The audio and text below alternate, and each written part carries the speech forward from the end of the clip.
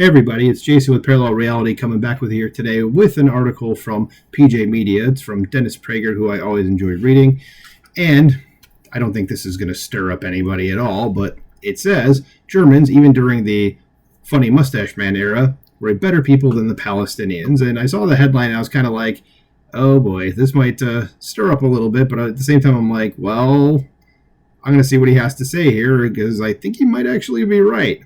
So it says, immediately after the burnings, this word here that I can't repeat on YouTube, mutilations and murders of Jews on October 7th, I was not alone in noticing the one moral difference between Hamas and the Nazis.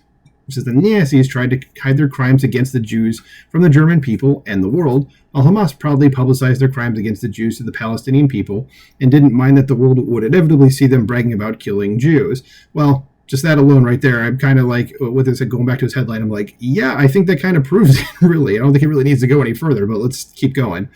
As in addition to videoing their atrocities, Hamas paraded captured Jews, dead and alive, clothed and naked, in front of cheering Palestinian crowds in Gaza. This leads to a sobering realization.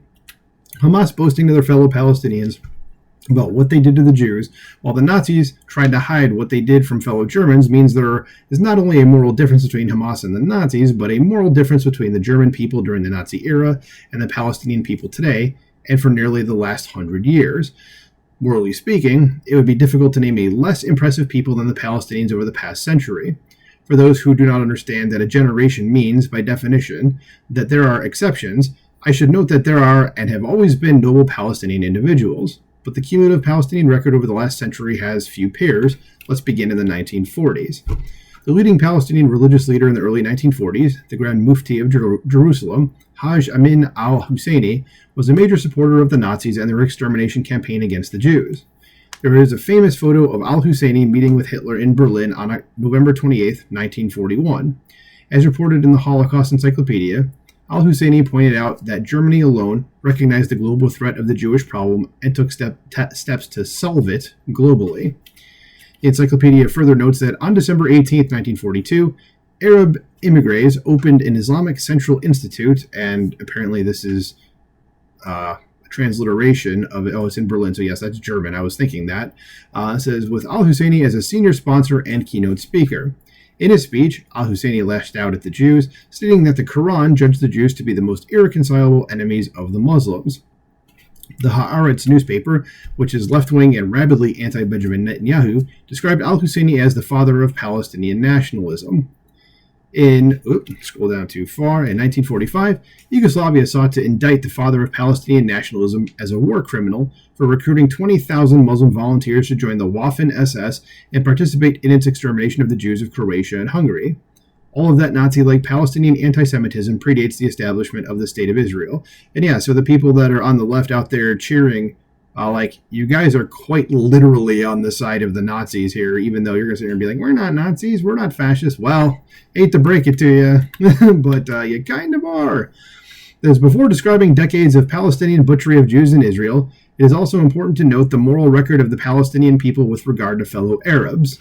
The Palestinians came to be widely loathed in the Arab world for good reason. Wherever they went in large numbers, they created havoc.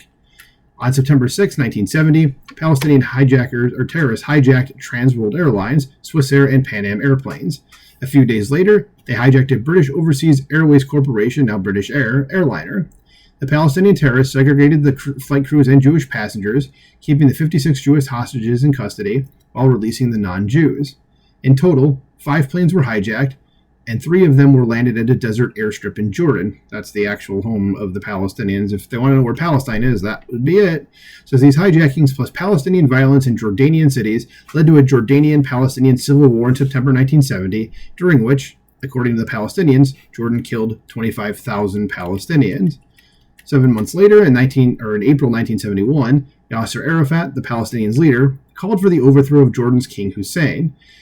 In November that same year, 4 members of the Black September terrorist group, which took its name from the Palestinian September 1970 defeat in Jordan, assassinated Jordanian Prime Minister Wasfi Tal in Cairo.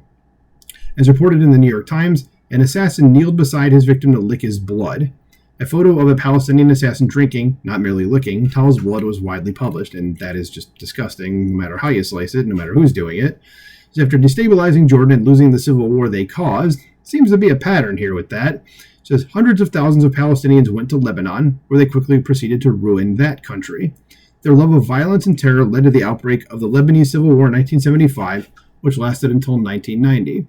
That war led to an estimated 150,000 Lebanese killed, tens of thousands wounded, hundreds of thousands displaced and left destitute, and a decrease in the Christian population of Lebanon from 55% in 1970 to 35% in 2022. Meanwhile, throughout Israel's history, Palestinians murdered Jews in Israel whenever possible, blowing up school and municipal buses filled with passengers, blowing up Passover seders and weddings and pizza parlors full of families, and wherever else Jews were assembled. On a regular basis, they stabbed and shot to death Jews who were simply going about their daily business. Yeah, that's unfortunately a regular thing, and we're about to run down a list here. To cite a few thousands of examples, on May 8, 1970, Palestinian terrorists crossed into Israel and carried out the Avivim school bus massacre, a bombing which killed 13 civilians, 9 of whom were children, and injured 25 other children. On May 22, 1970, Palestinians fired rocket-propelled grenades into an Israeli school bus, killing 9 children and 3 adults and wounding 25. On April 30th, 1972, Japanese terrorists working on behalf of a Palestinian terrorist group murdered 26 and injured 80 passengers at Israel's international airport, then called Lod. On May 15th, 1974, Palestinians went to a school in Ma'alot, Israel. They took hostage 105 high school students and more than 10 others. They eventually killed 25 of the hostages, including 22 students, and injured another 68.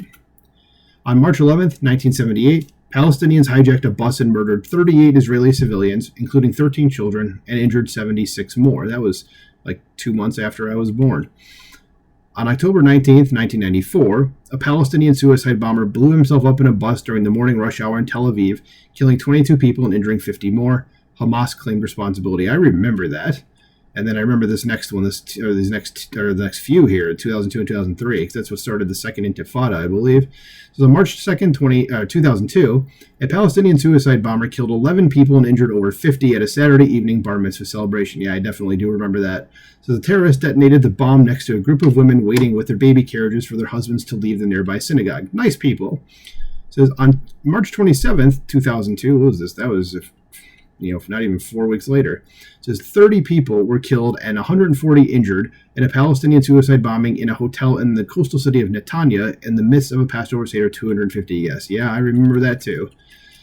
On July 31st, 2002, 9 people were killed and 85 wounded when a bomb exploded in the Student Center cafeteria on the Hebrew University campus, and Hamas claimed responsibility. I remember that as well. On August 19th, 2003, 23 people were killed and over 130 wounded when a Palestinian suicide bomber detonated himself on a bus in Jerusalem. Hamas claimed responsibility. I actually do not remember this one, but given the fact that they have a history of doing this with buses, it's not surprising. They probably all just are bleeding together in my brain. But it says this brief list is nowhere near exhaustive, and unfortunately that's the truth. According to the Palestinian Center for Policy and Survey Research, as of 2022, the majority of Palestinians support terror attacks against Israeli Jews.